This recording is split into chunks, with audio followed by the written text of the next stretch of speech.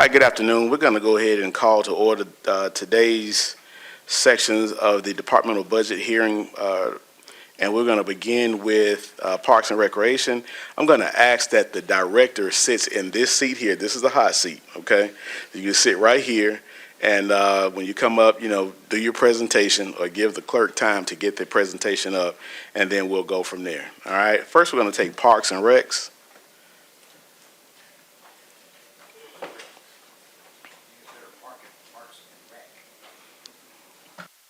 We got several types of recreation.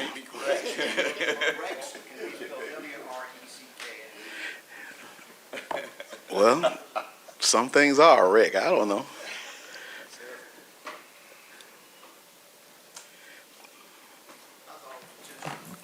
Well, I didn't know that Mr. Foote was a grammar teacher, but Just let me know when you're ready, Chairwoman.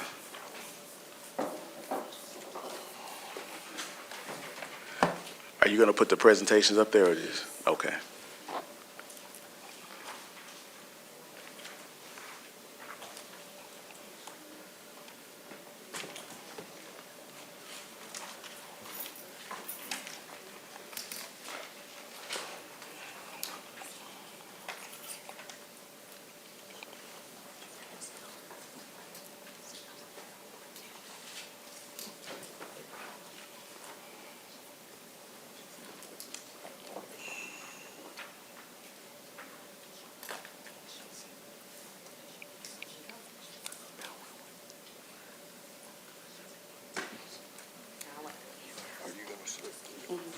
Okay, all right. You can go ahead. All right. Mr. Hutton, you may proceed. All right, Steve Hutton with Parks and Rec, Councilman Foote. Absolutely, thank you. This whole presentation is a little bit of an overview, and it's a little bit of a budget presentation at the same time. I think all of us are trying to live within some confined means and figuring out how to be creative within those means. So I really wanted to highlight some ways that we're doing that, and then you've also got your budget presentation in front of you, which gives the numbers, which is pretty much a flat budget from last year with just a couple of changes. You'll see one page in there that might look a little odd, and I'll go over that in just a minute. But let's go ahead and go through this presentation, if you would, to the next page. So on July 2nd, I found that we were pretty far behind. I think most of you were aware of that the maintenance of the parks was extremely far behind. So we did some things with our salaries and our wages where we were able to move unused salaries and unused wages into an overtime line item budget. So ever since the second week of July, we've been having Saturday crews working around the city. I know some of you are aware of that, but some of you may not be aware of that. And we are very close to being caught up now in all of the parks. We typically have about 15 to 20 men that are volunteering for overtime on any given Saturday, and we're getting very close to being caught up. Go ahead. The odd page I think that you're going to see in your budget is, I believe, page 12. And page 12 is going to show that there's a lot of zero line items from 2025, but it's then proposing a lot of larger numbers in 2026. That's really not true. So what this is this is the money that came from the insurance settlement that is put into our budget as projects are being funded. So for instance, the Grove Park revitalization. As things are done over there, we will call finance and we'll say, would you please put X amount into this particular line item? And the reason we do it that way, as opposed to just putting it all into certain line items to begin with, is then we would have to shift it to different line items whenever we actually did the work. So we just decided that it would be done in this way. So I wanted you to know that's not a $274,000 increase. This is actually part of the $1.3 million that was for Grove Park, and actually part of the $550,000 that was for additional park improvements, and some other money that was for some lighting improvements at various parks. Grove Park is, several of the bids have already gone out. They came back and had to be redone. Prior to my arrival, the bids went out for the lighting, the bids went out for the tennis courts, the bids went out for the baseball field renovation, and they had to be redone. The bids were just not done properly prior to my arrival. So what we did is we redid them, but then we went straight to legal with them to try to make sure that everything was correct before they go back out. My understanding is they may go back out as early as next week. Also, the pool renovation is a part of that. Councilman Griselle and I met with someone who has a genuine interest in personally funding the revitalization of the golf course. None of the money that was given through this insurance fund really was earmarked for the golf course. It pretty much was for the pool and for the baseball and for the lighting. There's a very generous individual that Councilman Griselle and I have met with, and I think we'll be bringing you a proposal at some point in time. He has a very, very soft place in his heart for Grove Park Golf Course. He has played all over the world, has played on the PGA Tour, and he just wants to give back. And so I think we'll be bringing something to you in the next couple of months about what that potentially could look like. The next page there. So there's some money from this insurance settlement that is supposed to be used to improve the parks. The first thing I wanted to do in trying to figure out how to spend that money was to figure out what we had in our parks now. What inventory do we have? What assets do we have? What parks are lacking? There's no such document anywhere in the Parks and Rec division that explains any of that. There's no maps. There is no inventory saying which park has playgrounds, which parks have trash cans, which one have picnic tables, which ones have light poles, which ones have security lighting, et cetera, et cetera. So I really think the very first thing that we need to do before we delve into spending any money is figure out what we have, and then we can figure out what we need based on what we have. So we have asked this urban planner, the tree organization, to help us figure out what all of this looks like. It's a very well-known organization in town. They're putting together a proposal right now that we will be bringing to you for a contract for them to go into every park, map every park, use the GIS mapping to tell us where everything is, and also give us some indications as to what assets are there. Excuse me, I Yes, just ma'am. have a question. Yes, ma'am. I'm happy to know about everything you're doing. I just want to know, when are you going to tell us about the budget part? So everything in here, the budget part is flat, with the exception of a couple of changes. There's a few additional dollars for Pete Brown Golf Course, and it's not really additional dollars, it's dollars that were moved from other areas that are already being spent on Pete Brown Golf Course. So historically, when the golf course runs out of fertilizer, for example, fertilizer is provided by the athletic department or from park maintenance or et cetera. So we did beef up the Pete Brown Golf Course budget a little bit, but it really wasn't beefing it up. It was just taking money that is already being spent there historically and putting it in that line item. So there's nothing in the budget other than those changes that are different from prior years. So in other words, you asking for the exact same thing as last year? Yes, ma'am. Thank you. Would you like me to continue with some of these other items? Go ahead. I'll just go through a couple of them briefly. So you can go ahead to the next page.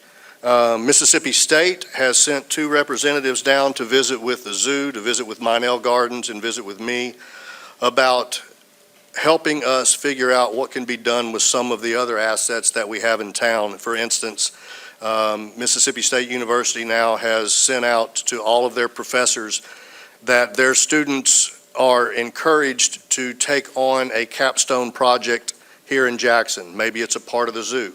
Maybe it's a part of Minell Gardens. So Mississippi State is wanting to partner with us through their landscape architectural department and their landscape management department to help us figure out how we can improve some of those assets. So you can go ahead and skip 2 more if you want. Those particular, go ahead and skip. That would be the planning part of trying to improve Minell Gardens and try to improve the zoo. Then you have to have the labor to do that. We've already entered into a memorandum of understanding with the Job Corps that I believe is coming to, or we've already done the paperwork to do so, that I believe is coming to you. If it wasn't on the last session, it'll be on the next, where we're partnering with the Job Corps, specifically at the Jackson Zoo, where those students are providing labor for various projects that we're doing down there. Not an impact to our budget at all. You can go to the next page. We are putting GPS trackers on every vehicle in park maintenance. This will pay for itself. We won't, in a couple of different ways. The particular tracking system that we're using has what's called a telematics platform, which gives us fuel prices. I know that sounds silly, but we literally will be able to save money on our fuel every day where we gas up, which will in turn more than pay for the cost of the GPS trackers. But more importantly, we now, as supervisors, know where all of our assets are, know where our people are. We know how long they're spending in any particular park, or we know how long they're spending not in any particular park. You can go ahead and go to the next page. We are purchasing our first robot mower. This will be used initially for softball fields, but this is something that's being used a lot in the athletic field industry and also in the golf course industry. It wouldn't surprise me if we start mowing the driving range at Pete Brown at some point with robots. The point of this is not necessarily to replace anybody, but the point of this is we can't keep up with what mowing we're doing now. And so we have a softball tournament come to town, and somebody runs out real quick and mows the grass down, and it looks like a hayfield because it hadn't been mowed in 3 weeks. That's just kind of been the way things have been done for so long. This particular mower will mow a 5-plex of softball fields every 48 hours. It'll do it 365 days a year. It does it at night. People don't even know it's happening. And so the grass stays at the exact same height year-round. You can go ahead and go to the next one. This is the biggest issue that will be an impact to this budget and possibly future budgets. I mentioned to you when I was in this chair 3 years ago that we have a storm coming, and it's dead trees from the drought a few years ago. We already have flagged and marked 502 dead trees in our city parks. We're not done, but I would say we've gotten 80 to 90%. The most are in Jamie Fowler Boyle Park, which is right beside Smith Wills Stadium. We have 185 dead trees. Ridgeland just did a 1,400 tree removal at a cost of $1.3 million. And that's about right. It's about $900 to $950 a tree is kind of the average that I'm seeing. We have a couple of vendors who are willing to do it a little bit lower than that, but nevertheless, even if we can get the trees done at about $800 a piece, we're still looking at over $400,000, which is nowhere in the budget. So what we're going to do is we are going to start with this, the $550,000 that was given for additional park improvements last year, and we're going to start just a little at a time and try to get the trees down that are in danger areas. For instance, at Jamie Fowler Boyle Park, you have several that are near a nursing home. You have several that are near a road. So we're going to start taking those out now, and we feel like we can do that out of the $550,000 fund without just spending all of it. And then hopefully we can do a little bit more next year, a little bit more the next year, some of our non-dangerous trees. So that's the plan for the trees. The next page, water leaks has been a laughing point, I think, in a lot of ways across the city. There's one Councilman Foote that has been in Parham Bridge, as I understand, for 4 years. It's fixed now, as of 3 days ago.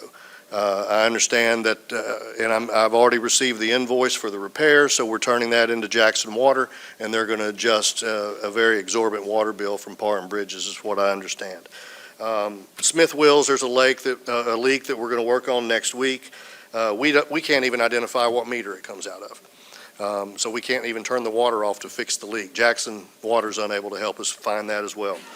The zoo, I've offered to help in that aspect. I believe Public Works is going to take the lead on that. And so I have talked with and met with James Caldwell on that and given him all the information that I've gathered over the past couple of years. And I'm happy to help continue to do that with Public Works. 2 light notes. We have a free gym membership for all of the city employees. Or a half-price gym membership, excuse me, for all the city employees. This is just something from a recreational standpoint that we felt was important to do for our team, especially the ones that are here in downtown and kind of stuck in downtown throughout the day. So First Baptist Jackson has been very gracious to offer us a half-price city employee membership at their gym. Human Resources is going to be rolling that out shortly, and you can go to the next one. Pete Brown, I feel like is a success story that the city really needs to be talking about. We went from 4 years ago, approximately 20 players per day, to now we have over 200 players on any given Saturday and any given Sunday. For the first time, about 5 weeks ago, we exceeded $12,000 in revenue in 1 week. For the first time in the month of June, we exceeded $40,000 in revenue in 1 month. About 4 years ago, monthly revenue was approximately $4,000. We now have had 2 months in a row with in excess of $40,000 in revenue. One of the things that we've done has made that happen is most of our play was in the mornings, with senior golfers in the mornings, which is fantastic, but our afternoons were completely dead. So we really focused on the college golfers, and we created some programs that this body approved, where we went to the colleges and we offered them memberships, and we now have so many Millsaps, Jackson State, Mississippi College, and UMMC students, and they all have Daddy's credit card, which we're very, very thankful for. And that's pretty much it, just from an overview of Parks and Rec. The budget, we're asking for it to remain mostly flat, and yes, sir. No, that's for them. They gotta recognize me.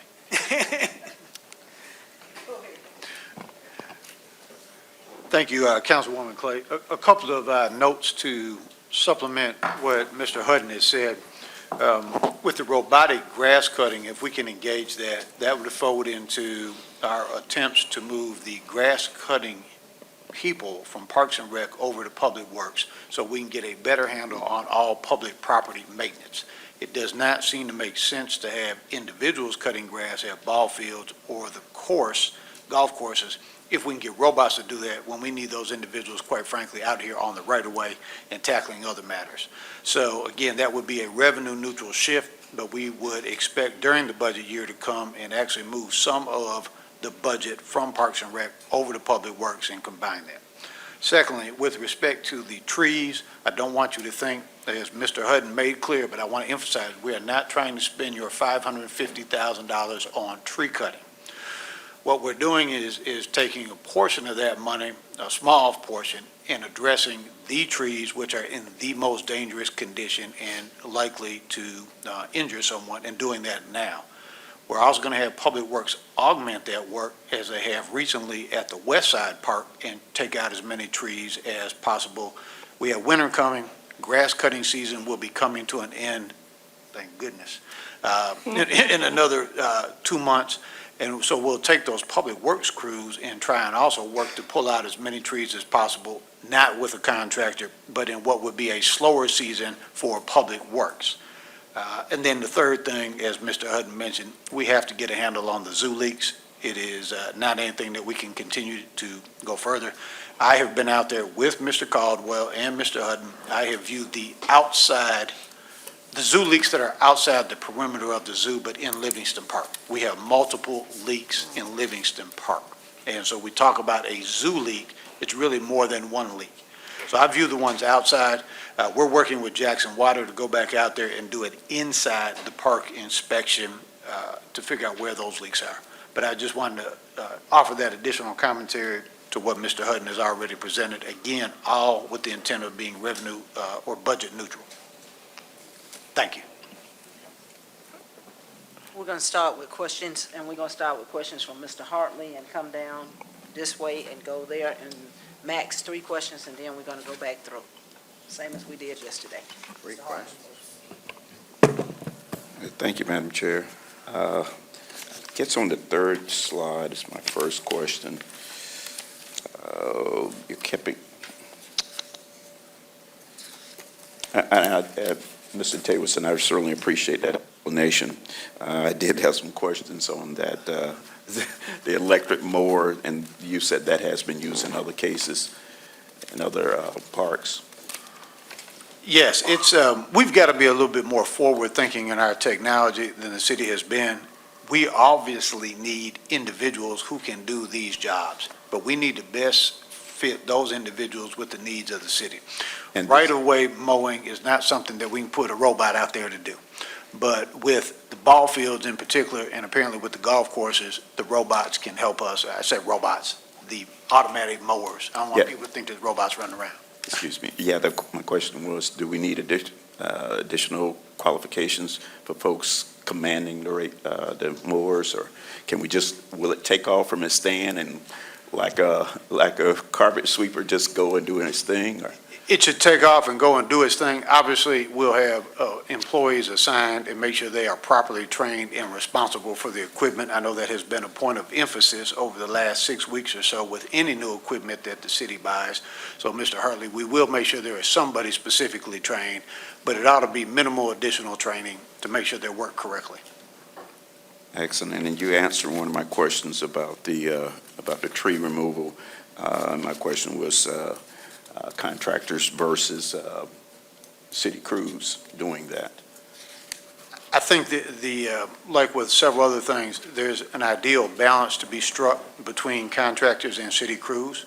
We need contractors in the ASAP or immediate term to take out some of the trees that are, for example, on West Side, there was a tree that was going to fall on a power line. And it was going to take out power to several houses. That was going to be our responsibility. So we did that in-house, but we really need contractors to go out and take out those trees. And then when the trees that are not immediately threatening somebody's house, a power line, et cetera, we can take those out with the public works crews over the winter. Okay, and my other question, perhaps to Mr. Hutton,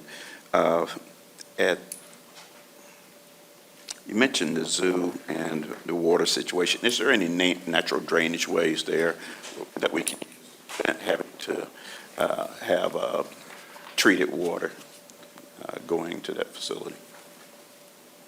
That's a good question. I think that's something that warrants us looking at further. That's an excellent question. I don't have an answer for that. Yeah, Mr. Hutton may know. We do have a natural slope at Livingston Park where it slopes back towards Woodrow Wilson, with the higher point being Capitol Street. So it kind of slopes from south to north downward. That's certainly something worth us seeing if we can collect that water and use that in some fashion. Right, and we do have just food for thought, we do have the pond or the lake there too. Yes. Perhaps that could be used as a water source to decrease our bills in the future. And I think that's about all I have. Thank you, Mr. Hutton. Thank you, Mr. Tableson. Thank you.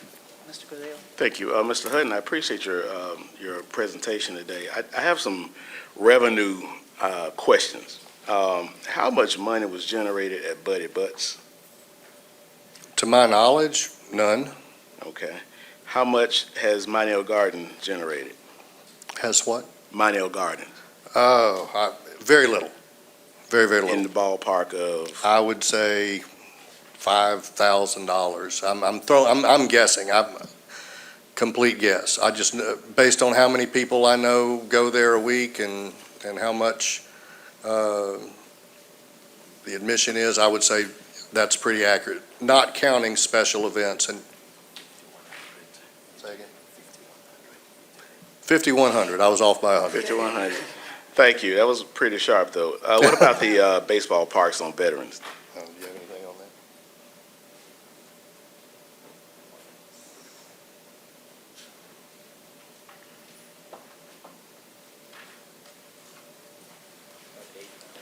that? About 8,000.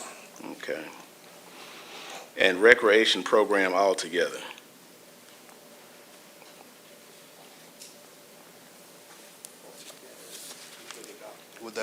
Would that include Pete Brown or? It doesn't include Pete Brown, all the other programming that, that take place at a lot of our centers?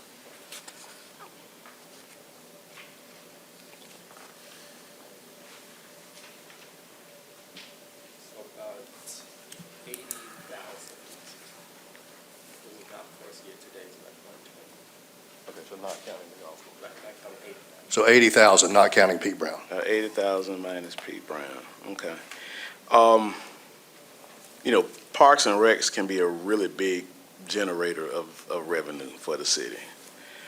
And I know we're in a transition phase, and I know, this budget season's gonna be pretty flat. Are there any plans to increase the revenue with the facilities that we do have? Councilman Griselle, let me think thoughtfully how to answer that. And The answer I is know it's a loaded question, It is. but, we're paying our salaries, we buying staples and scissors and everything else, but at some point, our department's got to be intentional about bringing in more revenue. I know that I haven't heard any raises, pay increase conversations yet, but we got to bring in more money, and so that was my question. I know that, other municipalities around us do a pretty good job raising funds, but we got 4 major opportunities here to bring in more revenue. Right. So And here's how I would answer that. I think it's twofold. Yes, obviously, we want to figure out how to raise revenue, but this is my philosophy, right, wrong, or indifferent, this is my philosophy. I think the city has, for a period of time, tried to stretch so thinly that, let's just pick a number. We have 10 programs, and we have X amount of money, and that money has gone down or gone down again. And so we continue to try to stretch those 10 programs with less money and less money and less money, as opposed to taking the money that we have and picking 2 or 3 programs and really shoring up those programs and making sure that they are incredibly successful. I personally don't think you can increase revenue if you continue to try to stretch your dollars across multiple programs. I think we have to have some very serious conversations, and we have to look at what programs are successful, what ones are not, and we have to eliminate the ones that are not, and we have to take those dollars and put them into the ones that are, and then I think you're going to see the revenue increase. So am I right to assume that that's what you're going to do? That is what I would do. All right. Mr. Tableson, am I right to assume that, because I know we don't have a confirmed director yet, is it proper to assume that that's what you're going to do? It is absolutely proper, and that's one reason, I know talking about grass cutting and tree maintenance at parks is not very exciting. I think the Parks and Rec Department has had to spend a disproportionate amount of time on park maintenance, which has not allowed them to be creative about how do we increase our revenue and what programming is best. We hope by moving the maintenance piece out of there, that Parks and Rec can concentrate solely on programming. In fact, this is a discussion I've had not only with Mr. Hutton, but also with Ms. Junior. Back in an earlier day in this city, Parks and Rec actually fell under Human and Cultural Services and was focused on programming, and park maintenance was in fact in Public Works. And so we're trying to return to a model that allows the experts in Parks and Rec to focus on how do we serve our youth, how do we serve our community, what programs can generate money, what can we build on, as Mr. Hutton said. So it's absolutely safe to assume that, and that's also part of the parallel about why we're trying to move park maintenance. Thank you, sir. I'll yield. Okay, thank you. My question is on revenue. Have we looked at racquetball? At racquetball? No, Not ma'am. Pickleball. Pickleball. Yes, Sorry, ma'am, very pickleball. much. As a matter Okay, of, sorry, pickleball. no, I was going to say, no, ma'am, No, not racquetball. pickleball. Yes, very much. So there is a conversion of a couple of pickleball courts already in process that will occur at Grove Park. As you, I believe, most everybody, maybe not recently, about the LaFleur's Bluff with LaFleur's East. Has that been a part of the presentation that you guys would know about? Okay, so at not LaFleur's Bluff, excuse The me, whole at city. Par and Bridges. All of us are included Yeah. in that. At Par and Bridges, the changes that are ongoing there with the LaFleur's East Foundation, that is converting some existing tennis to pickleball courts. We also are talking with West Side. We have 2 tennis courts at West Side, and there's one other location, I believe it's at Presidential Hills, where we have 2 tennis courts. And we are attempting through CDBG dollars and then doubling that with LCWF funding, grant funding this spring to try to convert both of those to pickleball as well. Okay, that's recreational. I'm looking at tournaments for revenue. Well, no, ma'am, and except at Par and Bridges. And the reason is you have to have X amount of number of I pickleball understand, courts, but I right? think we have Yeah. enough property in Jackson, if we're really looking at revenue, that we could create 8 to 10 and we'll be guaranteed a tournament. Sure. So we need to look into that. Absolutely. My other question is, and I know you're doing an excellent job at Pete Brown, is about the cart paths. Mhm. Is there any money or any thought of repairing them? No, but I did get you a dollar amount because you asked me to. Okay, and I think that that is something that we need to look at putting in our budget, although we're saying we're staying flat, because we can't get tournaments with the cart paths like that, even though the greens are good, the course is nice, but you're not gonna get a tournament, and tournaments generate dollars, and right now, we need dollars. So I would disagree a little bit with that, and I'll tell you why. The way that a public golf course is funded, obviously, is through greens fees primarily and not necessarily through memberships. So tournaments don't bring a lot more revenue simply because it's simply offsetting what you are going to have that day anyway. So that's one point I would make. The other point is the dollar on the cart pass is somewhere between 900,000 and 1.1 million. I can get it more exact for you if we That's actually fine. go into a bid process, but that's just kind of a general. And yes, I would love to have brand-new cart pass. The only reason I'm saying tournaments, people that play in tournaments generally come back and play if they're citizens of your Absolutely. city. So they Absolutely. can join and they can come and we can create revenue. So we gotta think outside the box Sure. and get us some new golfers out there. Well, we'd But I love to, appreciate we'd what love to you're have doing. new golf cart, pass. Mr. Foote? Okay. Thank you, Madam Chair. The, couple of things that I think are worth mentioning with taking the trees down and all, is there any chance that we could get, there are people out there in the lumber business and pulpwood business that need trees. Is that a possibility? It's not, sir. I've exhausted every avenue along those lines. I've talked with forestry, I've talked with the executive director of the forestry board. Once they're dead, there's a very small window, apparently. That's what I learned, that there's a very small window to where they maintain their value. And by the time you recognize that the tree is dead, completely dead, it's past that window. So I've talked to 3. Okay, that's Yeah, fine. yes, That's fine. I think Palm Bridges has some live trees that ought to be taken out because it's just real dense with trees. But I think Ward 1's lucky to have the public-private partnership with LaFleur East Foundation that's putting millions of dollars and Exactly. plans on putting more millions of dollars into Parham Bridges. And I think we should pursue public-private partnerships everywhere across the city with organizations, whether it's a foundation like LaFleur East or whether it's the hospitals, whether it's corporations, pursue those public-private partnerships because particularly the hospitals, they want people healthy, and public parks is a great way for people to get healthy. And if we could get some,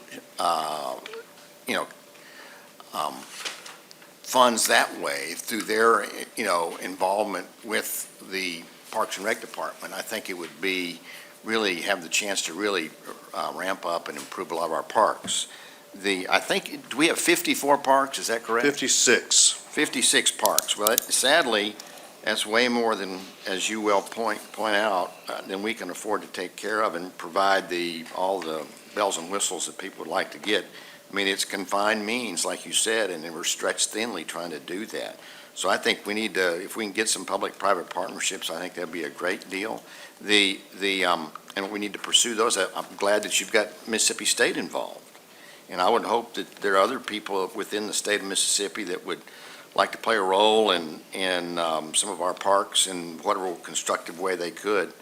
Do you have a list, or do you have your parks listed by how much use they get? I'd be really curious which parks get the most use, like you say, and maybe we can have a focus on those that are already being used a lot and make sure they're up to standards and as useful as possible. Do you have that? There's no information along those lines within the Parks and Rec Department, but it would absolutely be, no, sir, nothing, other than the revenue sources of a Pete Brown or a place that actually rents a pavilion, but you can't really gauge the park use on that. I wouldn't gauge it by revenue. I'd say Yeah. that just the ones, because a lot of people just Absolutely. go to the parks and then they walk around, Absolutely. which is a good thing to do. And I think you ought to try to figure out some way to find out which parks are being used the most. And if there's some parks that aren't being used, but we're spending time and resources cutting the grass where That's it's not being used, maybe we need to find some other use for that park and Totally agree. focus on the ones that are getting used so we can make sure it's as enjoyable opportunity for the citizens as they can enjoy. I mean, anyway, that's my thoughts. I mean, I'm glad you've upgraded and gotten more use out of Pete Brown Golf Course and getting more revenue there. That's very encouraging. So that's the questions I've got. Madam Chair, council members, I think an untapped opportunity we'll look at hard in the next fiscal year is Battlefield Park. Yep. So the public may not know, those are the only public clay courts in the state, and I believe one of only 2 sets of clay courts in the state. The city used to have clay court tournaments there. It used to have some partnership with the United States Tennis Association. So the same things that Mr. Hutton has done with the golf courses, that seems like low-hanging fruit about what do we need to do to make sure people are safe going to Battlefield Park and get back in the clay court tennis tournament business. That may also be an ideal location to add some pickleball courts as well. So strategically thinking, I've challenged Mr. Hutton to identify at least one major park in each ward. We need to come back and talk with you. You obviously have multiple parks in your wards. Some of them are obvious. Grove Park, Parham Bridges, Battlefield, to me, are 3 of the obvious parks. But we need to identify a major park in each ward and figure out how do we really turn that into some sort of revenue generator or attraction. That's not to assume we'll abandon all other parks, but every ward ought to have some concentrated park that we can generate some revenue. And so we'll be looking at in the upcoming fiscal year. Okay, Mr. Parks. Thank you. I'll have 3 items, but I'll keep it very brief. My first is thank you for your leadership and your tenure while you've been leading this department. Thank you. Sure. My second item is a question. One thing that I think we need to pay more attention to in your presentation that we haven't is this tree program here. And the fact that we have no drawings or no inventory makes it difficult to engage in the budgeting process. Correct. And know where we're going to spend this insurance settlement when we don't have that information. So my question to you is a timeline on this, when you think you'll bring it to council. It's going to be too late for this budget cycle, but when you think we'll get the results, when can we have this sort of information? Well, so 2 things. One, it'll be presented not at the next council meeting, but at the following. I believe will be, because I believe we're going to wrap it up next week. But it can be actually done now because we were going to pay for that out of the $550,000 and not do it out of a budget line item. So it can be done immediately. And my third item is a statement. We talked about the tree removal, And I think there's sort of two extremes. One is aggressively attacking all these trees immediately and drawing down $500,000 Right. doing that. The other is a very cautious approach where we're kind of doing a little bit at a time. I would actually encourage us to do somewhere in the middle because, I don't think we're in a position to do a super aggressive approach, but at the same time, like at Jamie Fowler Boyle Park, your crew is doing an excellent job cutting the grass, but it's kind of funny because they're cutting grass around all sorts of dead trees. And so I understand the need for caution, and realistically, we don't have a $500,000 check that we can cut right now. But I would like for us to be a little bit aggressive in getting rid of all of these trees. And I think that'll help make some of these parks more usable as well. Great. Thank you. I thank you. Thank you for all you do. My question is, I basically have a statement. If you would, excuse me, could you pay a little bit aggressive to South Jackson parks like Leavenwood, Forest Hill? Because it's a lot of people use those parks and kids also. And it been kind of neglected a little bit, so I appreciate it. If I could, there's one particular gentleman that I'm working with at Levelwood, and he is in partnership with First Baptist Jackson. We have meetings set for the next week or two to try to make some movement down there at Levelwood. Nice.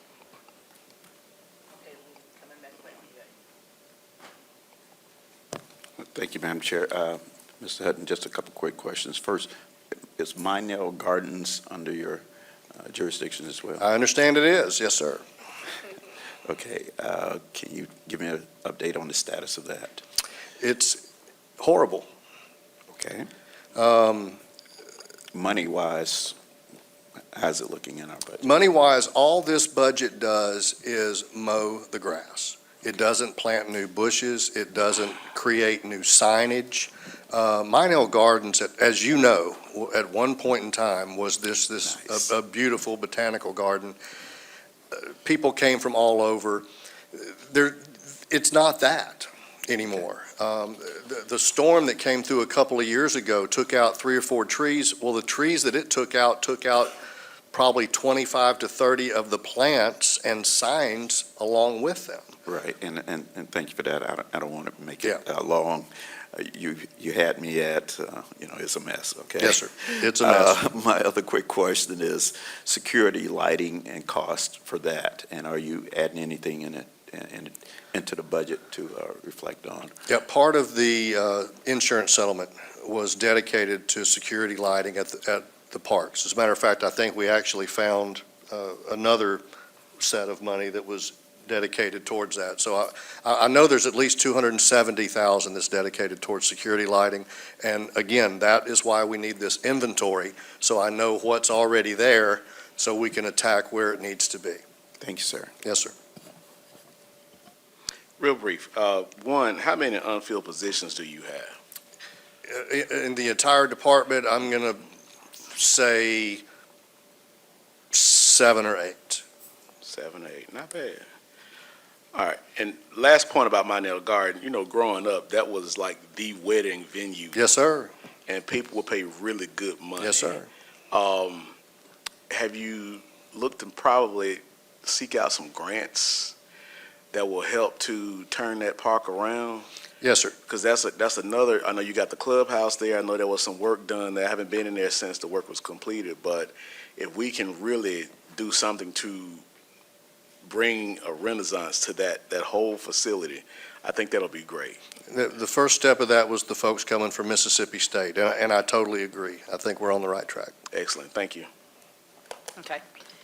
The only thing I want to say is image. Image makes a big difference. Sure. I ran for city council because of the image of Jackson.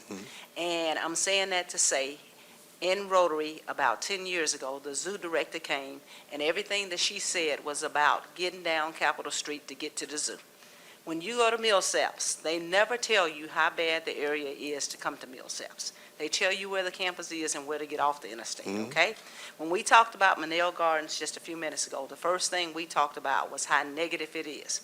I think, personally, the city of Jackson, if we change how we say what we say about things, even if it's the most raggediest building you've ever seen, come out saying something first positive about it, or how we're going to change, or how it was in the past, then we could do a lot more. There are a lot of organizations that do gardening and are willing to help us. That's right. There are a lot of ways that the city of Jackson can improve, but the city of Jackson will never improve if the leadership starts out saying how bad it is. So I just think we need to think about the image and paint a prettier picture of the city. Manel Gardens used to be beautiful. It can be beautiful with volunteers, with people on this council, and people in the city. Not everything takes money on a budget line. Sometimes it's going to take us stepping outside the box and doing a little bit of work. And that's all I have to say about it. Okay, thank you. I think it was last year, or maybe the year before, that we started, I think it was called a Parks Ranger project, where maybe, I think it was an agreement between JPD and the parks to have some retired policemen go out and late in the evening to try to provide more safety around the parks, which is, a big, reason some people don't go to parks because of the public safety aspect. How is that program working? Is it still in effect? And do you have any suggestions on it going forward? It is in effect. I met with the leadership last week. There's supposed to be 5 park rangers. There's 4. One was in an accident, so they're going to refill that position. One primarily works during the day. The others are working in the evenings. I guess the disconnect from that program is that the leadership of JPD made it very clear that they are a JPD officer first. This is not retired officers. That may have been the thought early on, but these are actual current officers. Okay. And so JPD made it very, very clear that, yes, these 5 individuals will go check on parks, but they will answer service calls as they are required to answer service calls, and most of their time is spent answering service calls. So did they go to different parks? Did they go to multiple parks during the one evening? And then, how did? So what we asked. Is it something the council should focus on, is trying to expand or disband or whatever? Yes, so that would be my suggestion. They're not dedicated park rangers. I think that might have been the intention, but that was not the outcome. Now, they do go to the parks, and they do primarily go in the evenings. I think 6 p.m. to 2 a.m. is pretty much their shift. But JPD made it very, very clear that they are police officers first, answering service calls first, and then checking on the parks as they're available. So you think we should continue to have that project, but hopefully have more time to spend at the parks? It would be providing police wonderful if presence? there were some dedicated park rangers. Okay. Yes, sir. Thank you. Council members, historically, the city did have dedicated park rangers. You had somewhere between 15 and 24. Over the years, that was stripped out, and of course, we ended up with none. I think what we're going to look at as an administration is, can we use reserve officers, either from JPD or Hinds County Sheriff's Office? Those same reserve officers work your details at Kroger's or Walgreens or other places. Could we strike an agreement for a defined amount of money to have reserve officers work at our parks? And so I wouldn't get too hung up on the term park ranger as much as we do need some law enforcement presence at parks, and that's not going to be solved by simply hiring a bunch of full-time people. Councilwoman Brown Thomas may have a better idea, but as somebody who's worked with reserve officers a lot, since they're already using a uniform and equipment that's paid for by a governmental entity, that seems like a good place for us to turn, especially now as we've got the sheriff overlapping as chief, have that discussion and see if we can get them. If they'll tell us whether it's $20 an hour or 25, then we can come back and ask after the budget is passed to put some money in that line and execute some sort of contract or other agreement. So we do need more presence with law enforcement at parks, especially at key times. Let me ask one more question. Thank you for that response, Mr. Wason. So my second question would be, all the coaches out there of Little League, of soccer, of whatever else, do they have a relationship, or does the park system have a relationship with all the different folks that play Little League Baseball and soccer and everything else, so that, to sort of facilitate use of the parks? Yes, sir. So in the past, Parks and Rec facilitated on the front line a lot of those organizations, where we were the ones that were actually hosting the teams and coordinating the teams. But over a period of time, including in surrounding areas, you have parent groups that have come together, and they just do a much, much better job. And so now you see more parent groups and more 501c3 groups that are operating the youth leagues, and then we are providing the place for them Okay, to play. thank you.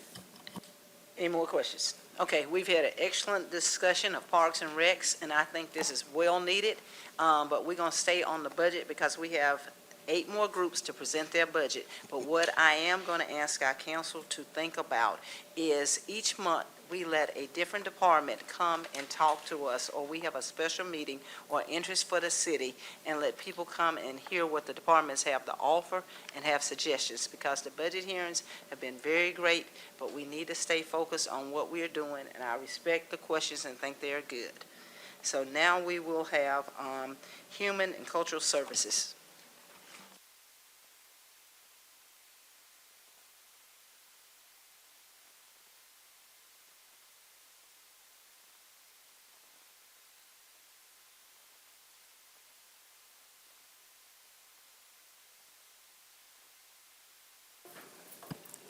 Good evening. It may be good evening, I'm not sure. My name is Pamela D.C. Jr., and I'm the Interim Director of Human and Cultural Services. If you look at the graphic that I've given you, on the opposite side, you'll see our 25 budget and our 2026 budget. It is a flat budget. The numbers haven't really changed from last year, not that much, but I wanted to say that first because Councilwoman Tina Clay said we need to stick to the budget. So I want to make sure that I did that. Time-wise, we have to be finished That's by right. 5:30. That's right, that's right. So if you look at that, that gives you the information. The only changes that I'll say that we'll look at is in the particular item, budget item, fund numbers, looking at that, and within that line item, that's where we make some changes, but we do know that it is a flat budget. What we've given you are just photographs of things that have been done in the community and our senior citizen centers. One thing that I can say that we do have 2 community centers. That is Sykes Community Center, Smith Robertson Community Center. Both of those are closed right now, but we hope to reopen at Sykes Community Center. There is an organization that's in that community center, and hopefully we'll be able to work with administration to get that particular group out of that community center so that we can reopen. We do know that at one time there was Northside Community Center. That community center is closed. A lot of these community centers are older, and they need a lot of work on them. I'm working with the planning department with their CDBG grants to see if we can get money to be able to fix them. If you let me just hype up just a little bit about our senior citizen program, which is an amazing program where we have about 30 men and women of senior age that are at the community center.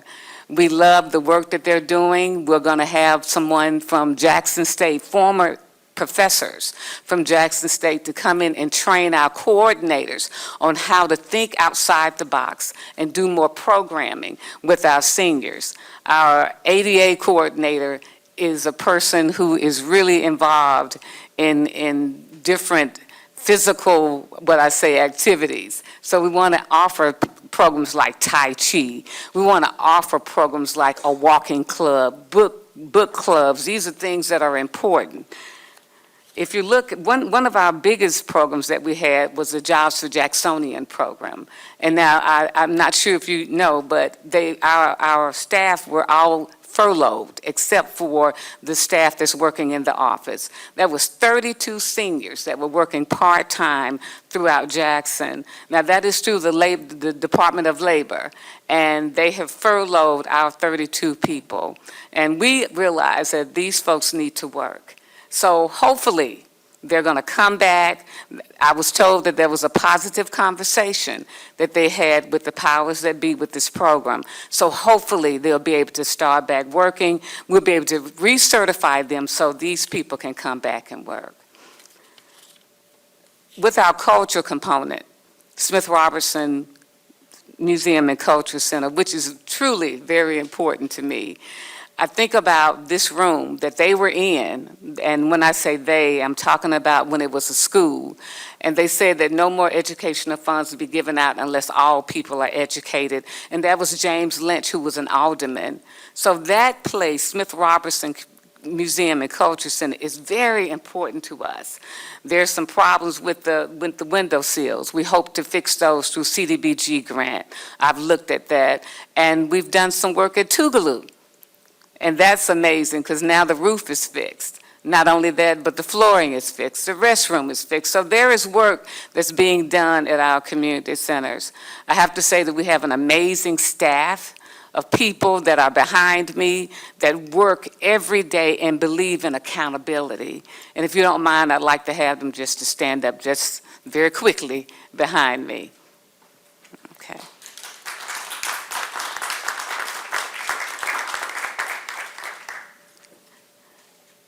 And the experience that we have, a lot of our staff members have been there 25 years or over. So I just didn't want to talk long, but just be able to, if you have some questions for me, I am ready to answer them. Thank you very much. I know it was very brief, and we're going to let you come back. We're going to start our Yes. questions with Mr. Griselle. I don't know what to ask yet. I'll yield to someone else. Thank you. You have any questions? We're just looking at the first line here in your budget, in the budget book on page 42. It shows that on the top line, maybe that's the planetarium, I don't know, it says personal service salaries. I guess that's the planetarium, which would not be, you didn't say anything about the planetarium. Is that under your budget? It is under our budget, and I apologize. What I can say is that hopefully, it's a lot of work that needs to be done over there, but we have a budget of $172,072 is what the actual budget is that holds the salaries that are involved in that too. Now, there is Horner money, but that is not under us, it's under the Friends, so I have no, as far as a count of the amount of money that's in that fund. So I was just looking here on the first line on page 42. It's got salaries, budget, 101,000, and then it says actual so far, I guess it's so far, at 38,000. So that's only at 30% or 40% of the budget. Is that because the planetarium is not open yet? I mean, why is it the actual budget spent so far below the budget for this year we're in? It's because we have not opened yet, no monies are being Okay, spent in okay. that. Yes, sir. Right. So I just hadn't had a chance to look through this to see any other things. I'll just have to pass right now. One thing we'll have to work on is staff members that will be working at the planetarium. That is crucial, because we have renovated a facility, but there was no funds put in for staff. So right now, we have a planetarium manager, and we'll be moving the person that's over at Thalia Morrow Hall, the executive office coordinator, to work over there at the planetarium. And we'll also have to look at docents, because we need a lot of volunteers to make that place work. Okay. Mr. Parkinson? Thank you. My questions were on the planetarium, and you answered most of them, except, do we have an anticipated opening date? April of 2026. Wonderful. I can feel it. We're going to proclaim it. So the staff will start now, or when? We want them to start with the new budget year, so we can start booking and planning programs. That's right. Thank you. Ms. Brown? Just a question. What group is in the Sykes Community Center? If I can have staff to say the name of the organization? Okay, thank you. Mr. Hartley. First of all, Mr. Junior, thank you so much. You had a distinguished career over at the Civil Rights Museum. Certainly appreciate you helping us out here. Senior programs, will there be any movement at all along the budget line for senior programs? Well, the only thing we can do is use the budget that we have Right. and make that budget and not let that budget use us. So what we want to do is, we will be bringing in more programming. We've lost a lot of seniors that were at these community centers because of COVID, and they didn't come back. So we have to give them something that they want. We have to really talk to our seniors and ask them about the programming. But if you go to those community centers, Champion, which is in your ward, sir, and they have about 30 people that participate over there. Tougaloo is a big community center, and those folks are not playing over there. They are for real. So we want to keep them immersed into activities and taking them where they need to go. We have transportation through our CMPDD program. So there are a lot of things that are going on, and we want to keep that happening. Okay, and my other question is maybe to Mr. Taylorson. Are we looking at any type of movement along the lines of getting personnel over to any other changes to get personnel or more funding over there to the planetarium? Mr. Junior has presented me with an ambitious personnel program, as Okay. if money was unlimited and we could staff it however we wanted. Ms. Junior and I, looking at that, realized we're going to have to phase in staffing. So there is going to be a look beyond who she is immediately moving and immediately proposing to hire about how we can supplement that during the year, especially once the place opens. Thank you, sir. No more questions. Okay, thank you. And we're going to move on to planning and development. Oh, I'll get another question. On the final page of Human and Cultural Services, page 57, the bottom line, it shows that the revised budget for 2025, the year we're in, was $8,477,000. But through the date of this budget book, only $6,571,000 had been spent, leaving around $1,900,000 with only, 30 days left in the year. Is that money still available? I mean, where is that you may not know. I mean, obviously, they've reduced the budget significantly because of taking Thalia-Mara Hall out. But if that money's still available, I'd be interested in knowing that it is. Not to my knowledge, it's not. I know there was some allocations at one time with Thalia-Mara Hall. We had $2 million at one, I think, in 2023, and $5 But that million. should be reflected in the, I'm just saying this, it's probably a better question for Mr. Malambecker than you. The fact that it's showing 6.57 million shows, this suggests that there's $1.9 million that hadn't been spent yet, which is a good thing. Do you know if that's the case? Yeah. Mhm. What I was saying was that those allocations that we have, and what Fidelis is saying, that a lot of that was at Thalia-Mara Hall, and we're using funds to pay invoices and bills. Oh, okay. All right, thank you. Let me just say, because I do want you to know that we do have an ADA coordinator, and we want to have that ADA coordinator going through all our community centers, through all the facilities in the city of Jackson municipalities, so that we can know what we need to do as far as ADA in our facilities, as far as for wheelchairs, for people with all types of disabilities. So we want to make sure that so you'll be hearing from us. Thank you, keep up the good work. May I add one thing, 30 seconds?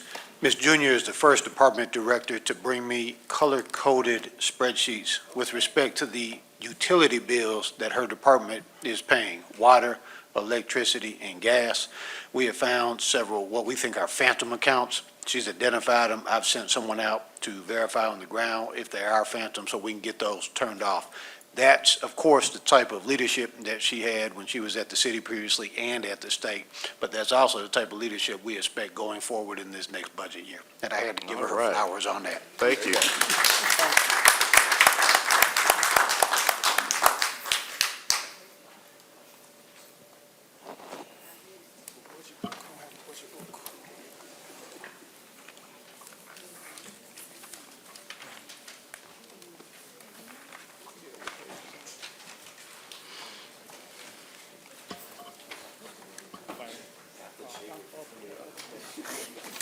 We need some tabs on this book. Yeah. So, we can flip directly to the department.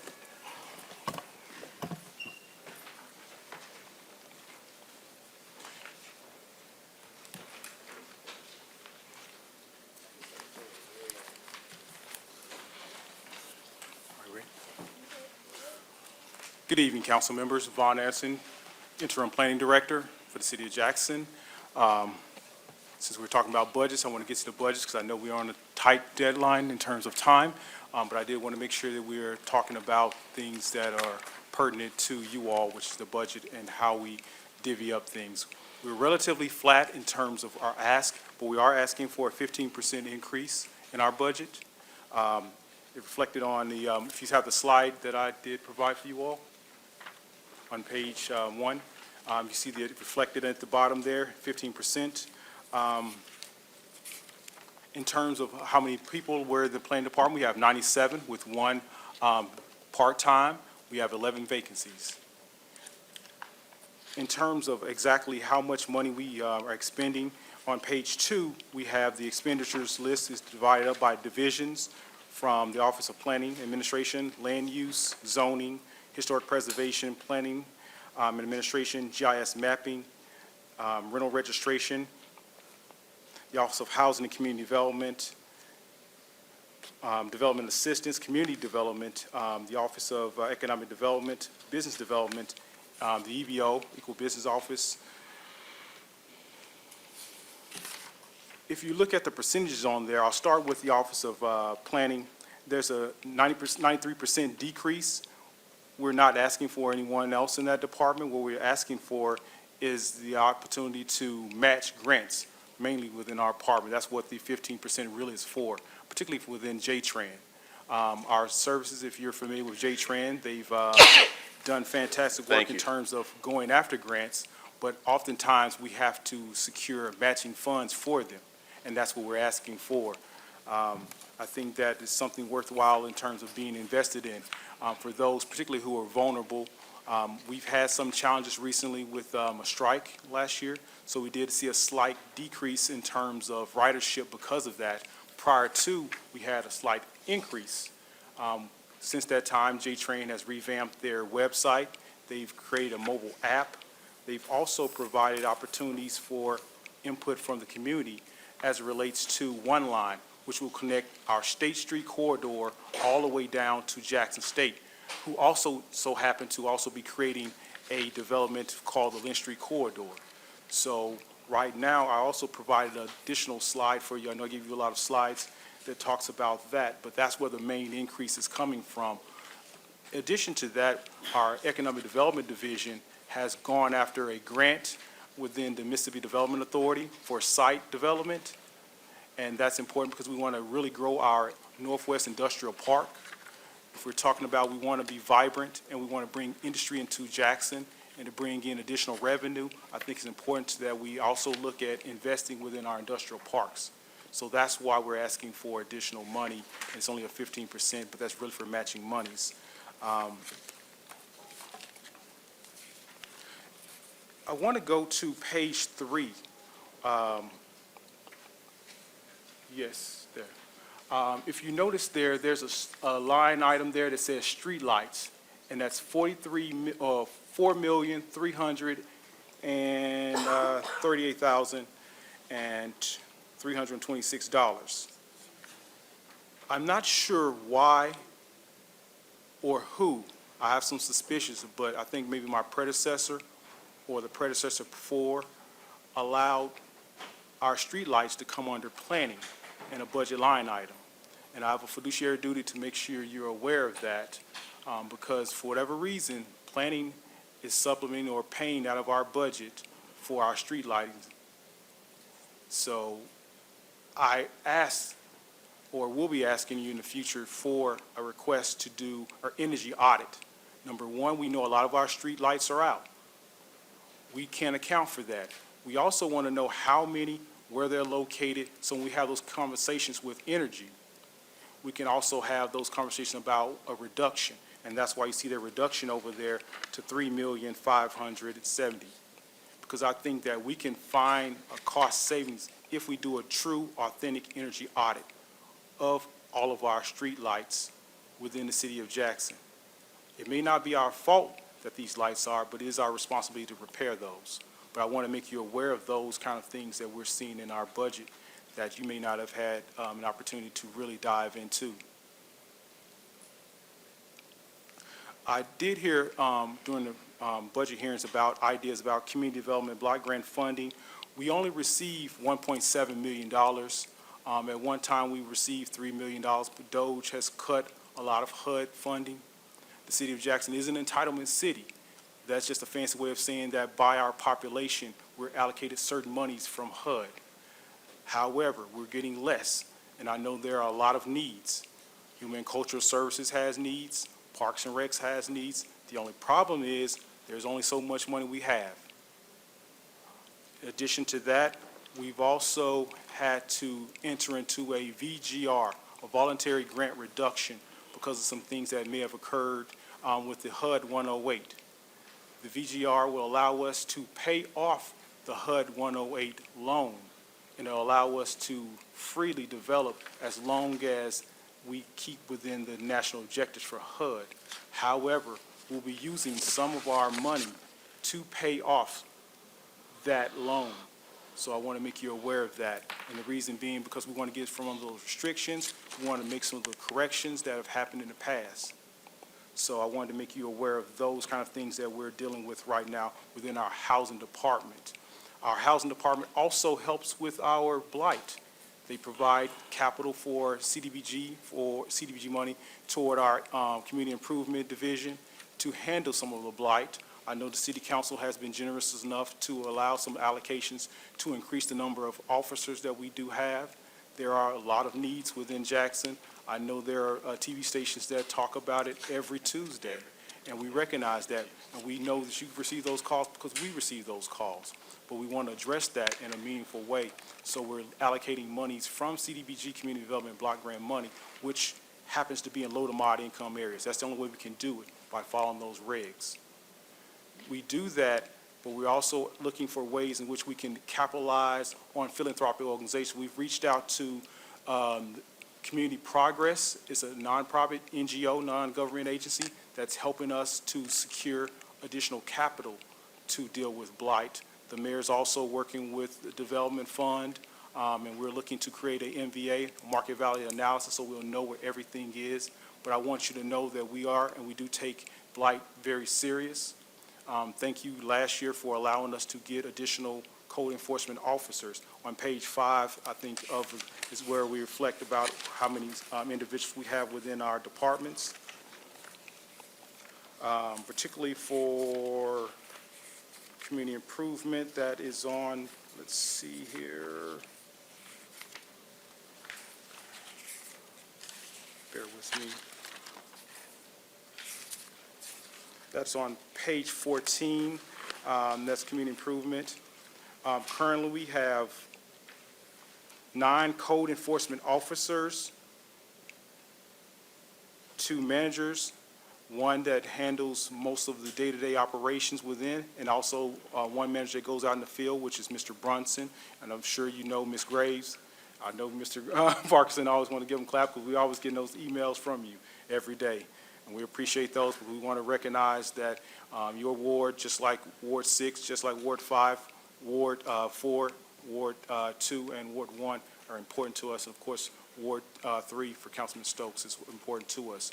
But we want to say thank you for allowing that allocation for us to increase the number of code enforcement officers to address some of the issues that we've been having within our departments. I don't necessarily know if there are any particular questions that you may have for me, but I'm open for them. I did provide the budget for you with the percentages on there.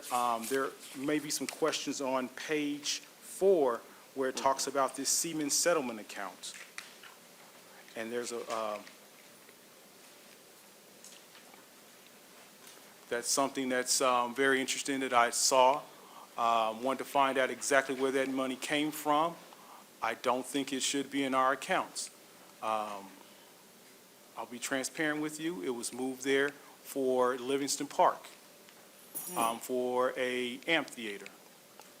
I just want to make you aware of that. Oh, yeah. I have no opinion other than that, just to make you aware of that, and it was moved into our account. I've been here for 7 weeks, 4 days, so I just want to make you aware of some of the things that we've been seeing.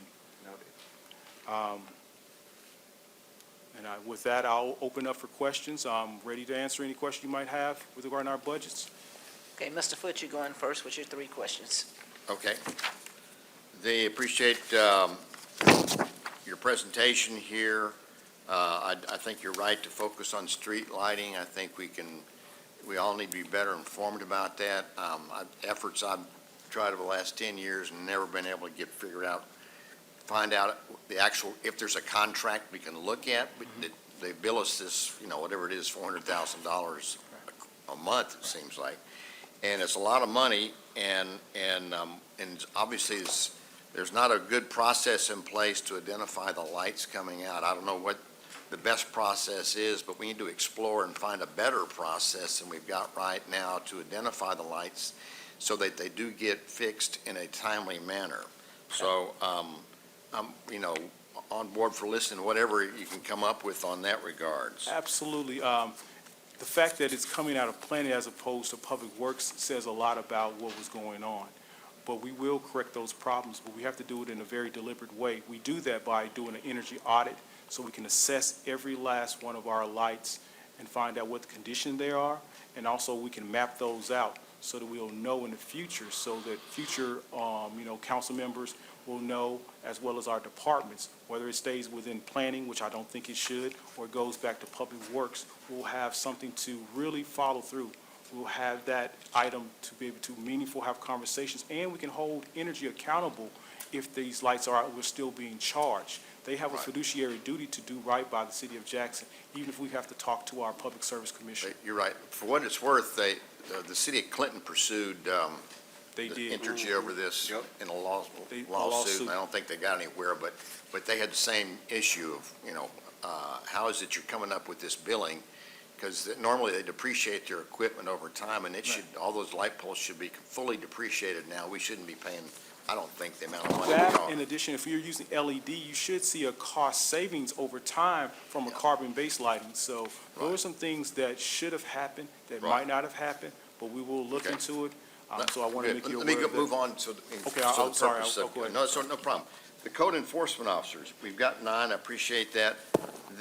I'm not sure if the code enforcement needs to be in the planning department. It might be better off if it's in the police, JPD. I think we should discuss that within the council and talk to both Mr. Anderson and also Sheriff Tyree about where's the proper place to code enforcement to be. I question whether we even got enough at 9. I think we might need even more. We've got a real crisis, an epidemic of blight, and that might justify us having even more code enforcement officers to really take this on in a meaningful way. One thing that we definitely need more of, maybe less, well, we have officers right now, but the additional allocations of money for demolition is what's needed now. Because even though you provided some additional capital and we pulled some from our CDBG, we have a problem of epic proportions in terms of blight. And even though we may assess it, we may write the cases up and they're adjudicated, but at the same time, we may not have enough money to do the demolition. At some point, I would like to have it go back in-house, and we can do more with less if we had the ability, but that entails us buying equipment or renting equipment and also having some place to secure it. And then you have to have operators that are able and competent to utilize the equipment that we have. So those are some things that we're talking about right now, about how do we go about doing that. You can see a cost savings over time, but you have to scale that up, and it's not going to happen overnight. Christmas elves aren't coming to save us, and they're not going to Okay. fix this problem. Mr. Anderson, let me interrupt just a second here, just in the interest of time here. Yes, sir. On page 2, the rental and registry, I think this is important. I know we went through a big exercise of back a year or so ago, trying to redo our ordinances around that. But we've got a real serious situation with all the apartment complexes that are behind the 8 ball, and I'm not sure that the people that are living there are getting their money's worth when, there's threats of water being turned off and everything else. So that's also an area that we need to make sure we're on top of, that in fact that the apartment complexes are delivering the quality of life that they should be doing for the citizens. And that's all I've got. And the student assessment on that, we're looking to reorganize some of our apartments and our rental registration, move into housing, so they can, our HUD office might be able to assist in terms of providing additional capital so that we may not have as much expense on rental registration officers that go out there, because they're the gold or brown shirt code enforcement officers, and we have the gray shirts. So we are looking to work with our housing department, moving the rental registration over there, but I still have to get the blessings of the administration on that. I've had conversations about that. Currently, they're in code services to assist with that. To your point, we do have a task force, and they have been meeting with the mayor as Oh, we're good, going out okay. to the community. That's right. I with remember the Stu Pot, mayor most setting that up. recently. And so we're looking at ways in which we can help, because we know that there are more than one apartment, more than two, more than three, more than four apartment complexes that are going to have these same kind of challenges as water goes off. And we also want to be able to assess it beforehand, so we'll have an idea, so we can also talk to our community partners and capture ESG, emergency solution or emergency shelter grants, so we can provide some resources for these individuals who are the most vulnerable, because these individuals aren't that way because they have a lot of wealth or they have a lot of discretionary income. Yeah. They're that way because they just don't have the money. But we need to know up front if there's some bad actors, and how do we Yeah. address that? So we're looking to do that, and we're looking to reformulate our department, particularly with rental registration, and put them in housing, which I thought they should be. Okay. Thank you, sir. Thank you. Mr. Parkinson? Thank I had you. a question. We go down the road, we come back. That's down that We started with him first. way. Shanika, will you mind pulling up page 3 for us, please? I don't want to focus too much on the streetlights, but I think it's important. My understanding is these columns indicate 23, 24 actuals, then 24, 25 revised budget, and then the 25, 26 proposed budget. That's right. I can see that that's literally $156, so, what? I think they moved it to a different line item. I talked with our guy from budget about that, because I was trying to get a better understanding. First of all, I was wondering how did it end up in our department, one. Two, what happened to it with the 126, but I think they moved it to another line item, but it's not reflected anywhere. So that's why I asked the question. I wanted to make you aware of this to begin with. I don't know if they moved it back to Public Works or what, but it's really interesting how this came about. It seems that there's a lot of money that was moved around in and out of the planning department for whatever reasons. But I do know that we're going to address the issue. The issue is that we know that we're not getting the true value. We're not getting $4 million worth of value for the streetlights that we do have. And so we're looking at ways in which we can correct that problem. We correct that by doing an audit of them and then having a conversation with them. I know Councilman Hartley has also had meetings with Energy, but we want to have authentic conversations with them with real data. I think when you have that data, it's a different kind of language you can provide to them about what should happen and what needs to happen. Okay, that's helpful. So wherever it's going to be, I think that's an accounting issue we need to figure out. I completely Correct. agree with you, but I'm for not now, an let's auditor. just say. Yes, sir. for I'm a less- CPA. I have a CM, and I have a planning Sure. degree and a master's of regional planning, though. Sure. Separate, related, Yes. so in addition to where it's going to be, the amount, you're proposing a 15 or 20% decrease from where it was in 23, 24 to 3.5. And I hear you say that that's because we're gonna do an energy audit and find some cost savings. It's predicated on that. Right now, we know that we're being assessed more than likely lighting that are supposed to be LED, but which gives us a cost savings. Most of these lightings were supposed to move from carbon-based to a LED, which also generates less energy, which means we should have cost savings on the front end to I'm with begin you. with. My fear, and Yes. I would love that, but my fear is we're basing this on some assumptions that when we do an audit, we're gonna find these sort of We'll issues. find out real authentic information. And my fear is, if we're wrong, we're gonna be way over budget on that line item, and then we're gonna be scrambling to find the funds. And so I'm wondering the rationale, I mean, what if we lowered it to 4 million, or what if we, I mean, I would like to think that we could find 15 to 20% savings. I mean, that would be beautiful if it really ended Yeah. up being 3.5. But I'm wondering, is that just hopes and dreams, or do we really I'm think? more confident we're gonna find, because as many streetlights that we've had out, there are 15% more streetlights out, so we know we're gonna get a nice number. In addition to that, we also know LEDs, so I'm rather confident we're gonna see a stark, we're gonna see that savings. I know we'll probably hit that number, just being honest with Well, right now, we're paying for, presumably. you. We're paying, right, Presumably, we're paying for lights that aren't actually on. bingo. But the solution is to actually turn them on, so we would still be paying for them, except now they would be actual lights. It'll be instead of- LED lights that should also be pulling less energy as well, and the lights that are currently carbon-based should be converted over to LED as well. So Okay. we also have a cost savings. My last question is, I see on these budgets where it says like grants, for instance, things like that. My one question is, I've heard several departments say, we're gonna use CDBG for this, we're gonna use it for this, we're gonna use it for this. How can we see all the CDBG money and make sure that we're not over allocating and every department is taking half the CDBG funds? Right, so if, I think I gave you a PowerPoint slide here where it says HUD entitlement allocations. What page is that I on? gave, it should have been this sheet right here, and it's on page 2. Okay. It's a little small, I did email it to, I had it emailed to Yes, you as yes, well. sir. On there, that gives you the HUD allocation. We only get 1.7 in terms of money for CDBG, Community Development Block Grant funding. So when you say that there's a lot of ask out there, there are.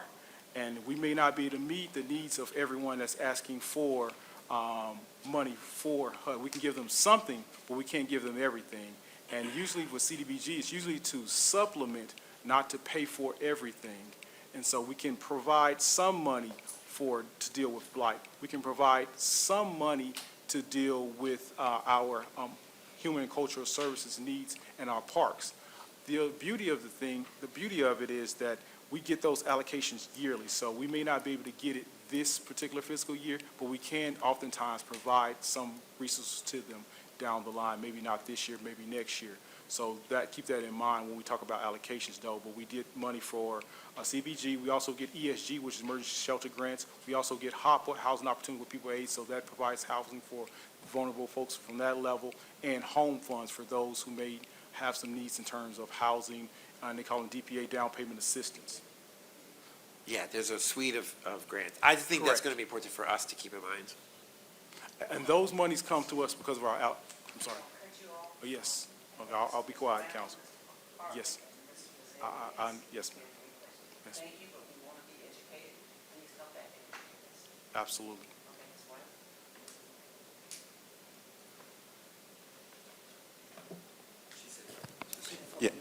Yes, Mr. Anderson. Yes. Thanks for presenting today. Just a few things. First thing, I was aware of that $500,000 for Livingston Park. For that amphitheater, what we're doing is looking at return and revenues. If we can generate the crowds out there and have more events, then that will be something sustainable for that park. The other thing is, you mentioned Entergy. Recently, I've had them before the Public Works Committee, and I asked them some questions, and I'll be following back up with them. I would love to get to a higher echelon of their management in responding to a lot of those things. But I think you're on that right track. We need an energy audit. Where is the funding? Are we looking at perhaps a funding source for the energy audit, and how much would it cost? I haven't looked into the exact cost of it just yet. That's a conversation I need to have with some firms, and that's engineering firms that will handle that. That's why I was wondering why it was in planning to begin with, but we can have those conversations. We will be working with the administration on that in a collaborative manner. So we're not going to be in silos on that. The planning department does talk with Public Works. The planning department does talk with the administration, so we will have those conversations about what that looks like in terms of authentic energy audit. but right Yes. now we have not assessed the exact value. And that's for it. fine. I think it's a good idea going forward. Also, Entergy mentioned that they will have teams and stuff going out, that they did not have a map of the lighting and all that. So I think for someone we're paying almost $400,000 a month to, we need better coordination and we need better oversight for them. Then the other thing is perhaps we can also talk with Commissioner Stamps, the Keeper Stamps, Yes. to see basically if we're getting a good deal, so forth. The other thing is code enforcement officers, Yes. community improvement. What is your take? Do we have enough? Do we need to add some more to the budget, or? What's needed right now is more allocations for demolitions. Okay. I think right now we're in a good place in terms of officers. However, there may need to be additional monies allocated for demolition, because what happens is they'll actually go out there, write the case, it'll get adjudicated, they'll go environmental or they'll go to administrative court. I get that. However, what Yes. ends up happening is, it's a case that may not get dealt with because we don't have the money to do the demolition. And I understand that, and perhaps last year, I think we, for the first time ever, Councilman Foote brought up bringing a lot of money into the commercial demolition, and that has been great. Yes. And is that in your budget request? So the same allocation that you would provide for demolitions for commercial, if it doesn't get utilized for commercial, it will move down to residential. So the monies that you did utilize for commercial right now is the Coca-Cola plant and the Gibson grocery store. I think we also had an allocation from some of our legislative partners. Okay. I think Washington as well as CRUDA. Okay. However, Yeah, I know. I'm aware of that. I Thank want you. to add one little thing. Yes. I know Councilwoman is trying to rush me out, but I want to say the reason why we have to go through the process of remediation right now, because DEQ wanted to make sure that we're checking for asbestos. That's Asbestos. why that money Absolutely. hasn't been pulled down yet. We know it's there, we're trying to allocate it, but we just Okay. have to do the. My simple question is, if we need to, and perhaps planning can be a part of our deliberations, if we need to add some more money in there, I know we got the categories for us, commercial, Yes, we sir. have the state properties, and Properties. that's another thing. Are we anticipating with the new law change, getting any additional funds in from the state?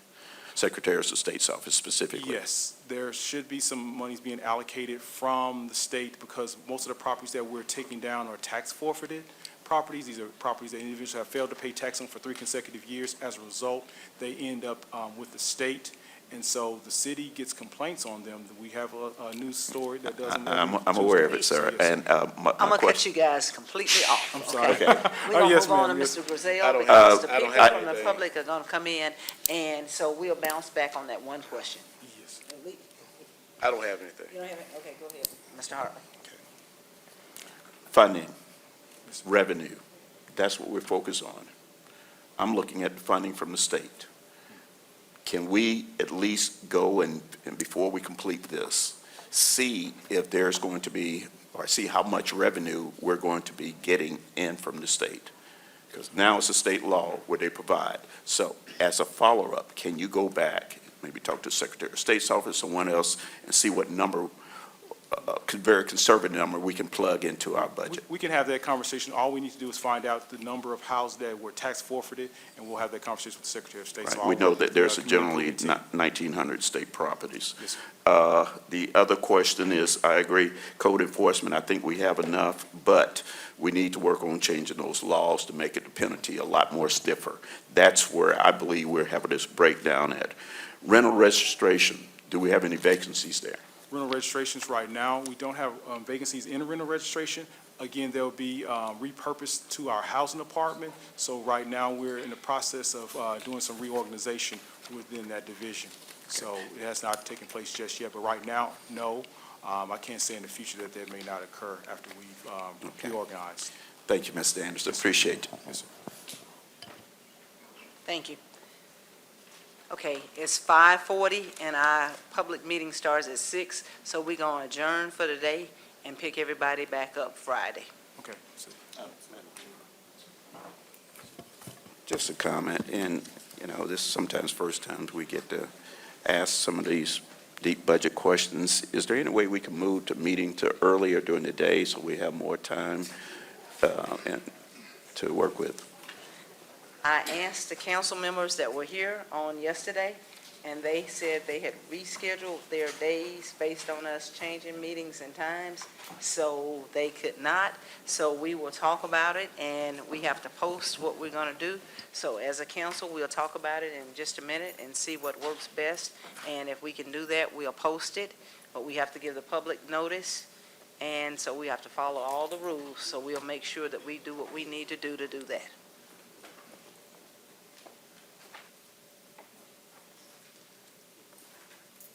Ms. Jordan, is it what, tell us the rules. Shanikia Jordan, Clerk of Council. So if you would like to change the time, we can get the schedule revised. I just need to know before leaving tonight. We have already noticed this meeting, so we would just need to revise it. Right, and I'm not asking us to renotice anything for, the next day, but perhaps next week. Okay. Perhaps if we can start earlier during the day. I remember last 4 years, we had all-day meetings for weeks, and now we're in a time crunch, I understand, but perhaps if we can have a little bit more availability on our schedule for next week, that may be helpful.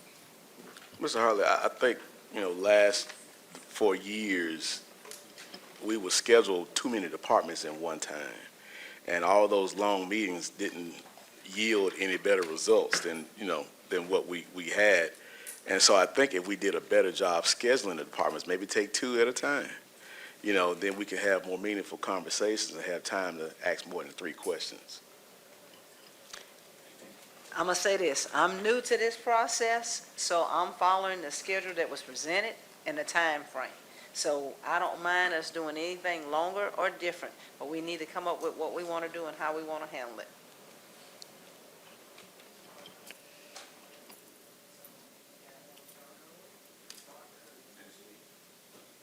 Next week we're starting on Wednesday with council deliberations starting at 9 o'clock. We do have Tuesday available where we can put some of the departments and start at an earlier time if you would like.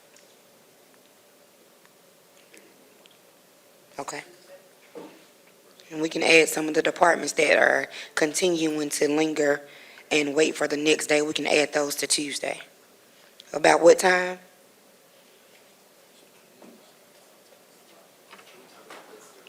That is fine. Okay.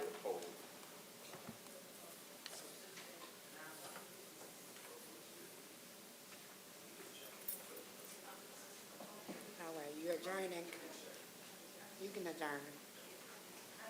You did.